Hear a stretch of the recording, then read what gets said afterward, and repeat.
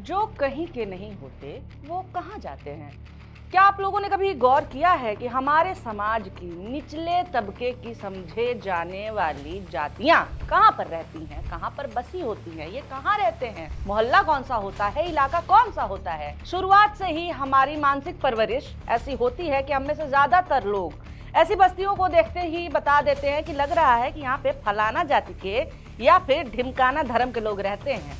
ऐसा है कि नहीं है? इतना ही नहीं है, ऐसी जगहों की सड़कों, नालियों और गंदगियों से भी आप परिचित तो होंगे ही कि बड़ा गंदा इलाका होता है उनका।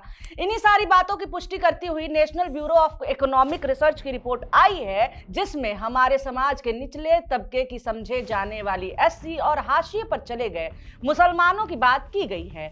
इस रिपोर्ट में मेनली 3 बातें उठाई गई हैं। पहला, क्या ऐसे मोहल्ले या बस्तियों का अलगाव किसी भेदभाव के कारण होता है? दूसरा, इन अलग थलग पड़ी बस्तियों में पब्लिक सेवाएं इतनी बदतर क्यों हैं? और तीसरा ये कि इन मोहल्ले में रहने वाले लोगों का जीवन स्तर इतना खराब क्यों होता है, क्योंकि ये इस मोहल्ले के हैं, इसी वजह से क्या? शहर हमारे मॉडर्न कहे जाते हैं, मगर क्या सच में है? क्या यहाँ पे छुआछूत नहीं है जैसा कि दावा किया जाता है? क्या यहाँ पे सबको बराबर हक है? इन सारे सवालों के जवाब इस रिपोर्ट में मिले हैं और मैं वार्निंग दे देती हूँ कि ये जवाब बहुतों को पचेंगे नहीं।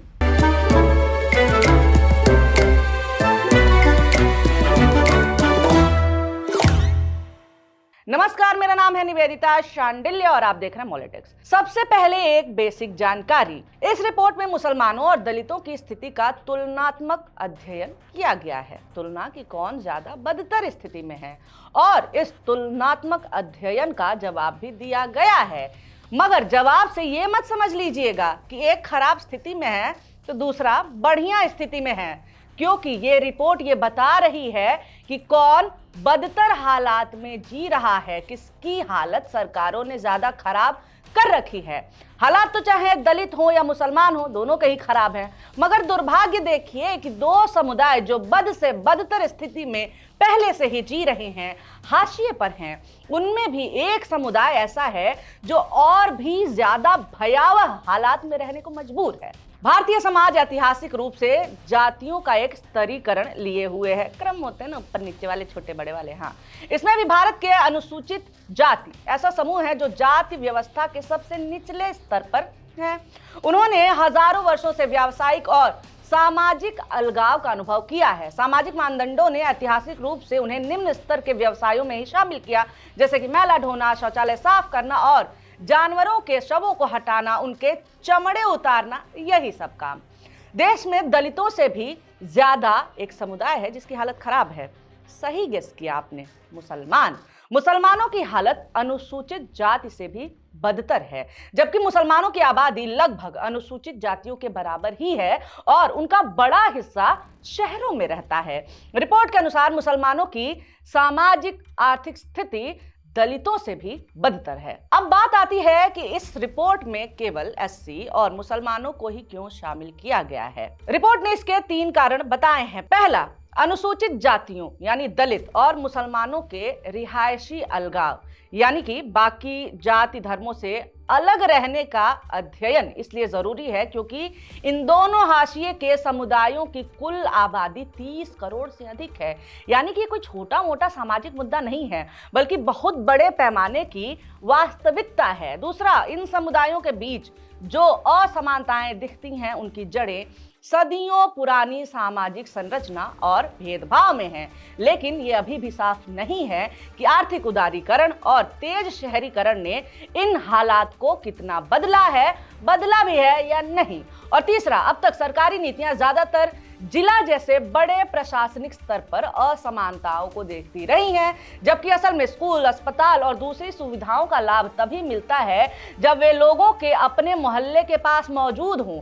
इसलिए छोटे यानी मोहल्ला स्तर पर असमानता को समझना बेहद जरूरी है। इन सारी बातों को जानने के लिए इस रिपोर्ट में 3 जनगणनाओं को आधार बनाया गया है। जनसंख्या जनगणना 2011, सामाजिक आर्थिक और जाति जनगणना यानी कि SECC 2012 और आर्थिक जनगणना 2013। अब इससे जो एक मोहल्ला स्तरीय डेटा सेट तैयार हुआ है उससे जनसांख्यिकी, सार्वजनिक और निजी स्कूलों और अस्पतालों, जीवन स्तर और बुनियादी ढांचा की पहुंच को समझने में आसानी हुई है। इससे हम दो बातें समझ सकते हैं। पहला ये कि ग्रामीण और शहरी क्षेत्र में आवासों के अलगाव का क्या पैटर्न है, और दूसरा कि कैसे सार्वजनिक सेवाओं जैसे कि स्कूल, मेडिकल, क्लिनिक, पानी, सीवरेज और बिजली आदि को हाशिए पर रहने वाले समूहों और गैर हाशिए वाले समूहों के मोहल्लों के बीच में बांटी गई है। इतनी बातों को आधार बनाकर जिन बातों को रिपोर्ट ने सामने रखा है उससे यही पता चलता है कि सरकारों की इतनी कल्याणकारी योजनाओं का अभी भी जमीन पर कुछ भी फायदा नहीं दिख रहा है। रिपोर्ट बताती है कि भारत में आज भी मुसलमानों और दलितों के आवासीय पैटर्न अलग थलग ही दिखाई देते हैं, जो कि ब्लैक अमेरिकियों और इंग्लैंड और वेल्स के गैर श्वेत लोगों की ही तरह है। भारत में 26% मुसलमान उन मोहल्लों में रहते हैं जहां पे 80% से अधिक मुसलमान रहते हों, जबकि अनुसूचित जातियों के लिए यह आंकड़ा 17% का है। शहरी और ग्रामीण दोनों ही क्षेत्रों में मुसलमानों और अनुसूचित जातियों का अलग थलग रहना ये बताता है कि भारतीय शहर भी ग्रामीण बसावट के पैटर्न की नकल कर रहे हैं जो सैकड़ों सालों से भारतीय समाज में मौजूद है। इसके अलावा बड़े, गरीब और पुराने शहरों में मुस्लिम और अनुसूचित जाति का अलगाव अधिक होता है, वो ज्यादा अलग थलग रहते हैं। ऐसा उन शहरों में भी होता है जिन्होंने अधिक धार्मिक हिंसा का अनुभव किया है। अमेरिका में अश्वेत समुदायों के अलगाव पैटर्न के जैसा ही पैटर्न भारत में भी देखने को मिला है, जहां अधिक मुस्लिम आबादी वाले शहरों में मुस्लिमों का अलगाव भी अधिक है, यानी मुसलमान ज्यादा से ज्यादा एक ही जगह पे बसे हुए हैं, अलग कॉलोनी, अलग मोहल्ला। इससे एक बात ये सामने निकल करके आती है कि ऐसे अलग थलग पड़े मोहल्लों का अपवर्ड मोबिलिटी के ऊपर नेगेटिव इम्पैक्ट पड़ता है।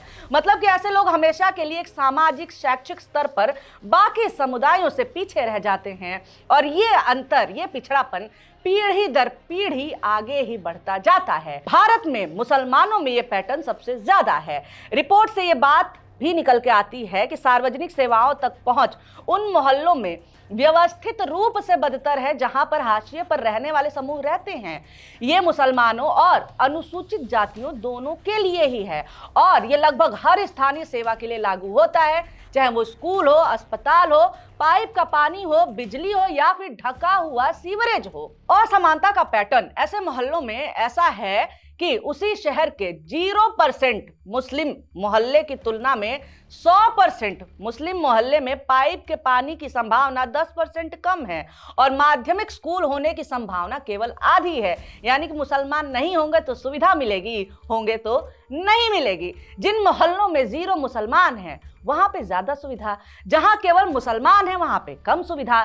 सरकार द्वारा दी जाने वाली सुविधाएं जैसे कि स्कूल, क्लिनिक, अस्पताल के मामले में मुस्लिम मोहल्लों में नुकसान अनुसूचित जाति के मोहल्लों से 2 गुना है। एक औसत शहरी मुसलमान ऐसे मोहल्ले में रहता है जहां लगभग 42% लोग मुस्लिम रहते हो, जबकि पूरे शहर में मुसलमानों की हिस्सेदारी केवल 14% है। इसी तरह एक औसत SC व्यक्ति ऐसे मोहल्ले में रहता है जहां करीब 41% आबादी SC है, जबकि शहर में उनका कुल हिस्सा 17% है।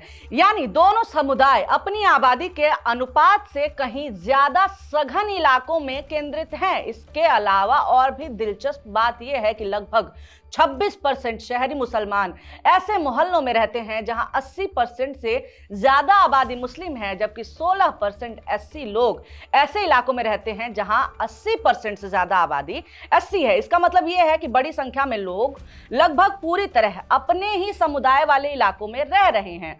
कुल मिलाकर के ये आंकड़े बता रहे हैं कि भारत में सामाजिक समूह केवल संख्या में अलग नहीं है, बल्कि भौगोलिक रूप से भी काफी हद तक बटे हुए हैं।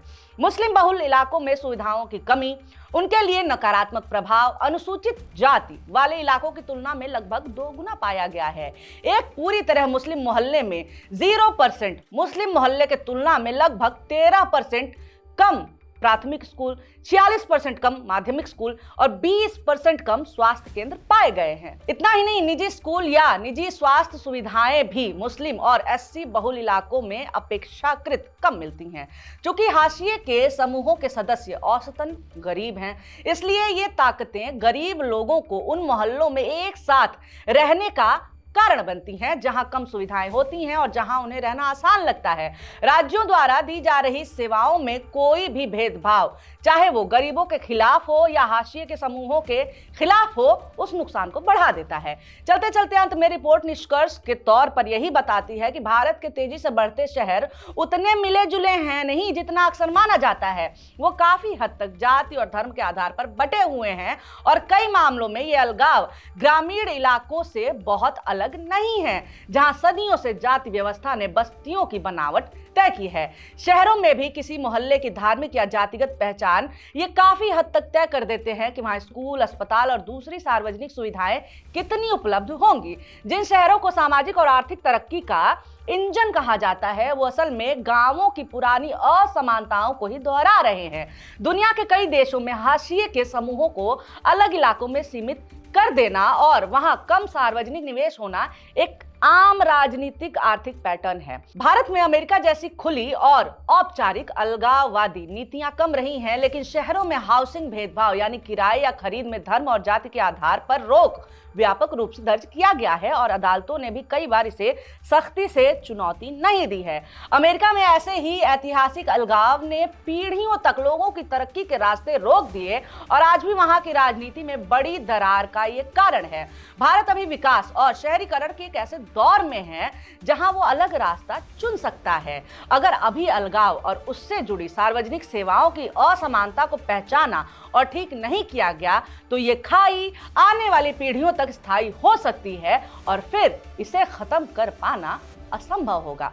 क्या कहना है आपका इस पूरे मामले पर? कोई टिप्पणी, कोई राय तो कमेंट करके जरूर बताएं। वीडियो अंत तक देखा है, अच्छा लगा है तो लाइक कर दीजिए और हाँ, ऐसे ही वीडियोस आपके सामने आते रहे इसके लिए हमारे चैनल को सब्सक्राइब करना नहीं भूलना है। वीडियो देखने के लिए बहुत शुक्रिया, बहुत धन्यवाद।